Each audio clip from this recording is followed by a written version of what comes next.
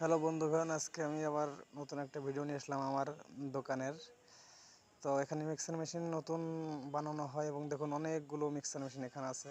এগুলো মেরামত করা হয় এবং নতুন বানানো হয়। কারো যদি দরকার হয় যোগাযোগ করতে পারেন, গোপালগঞ্জ স্টেডিয়াম।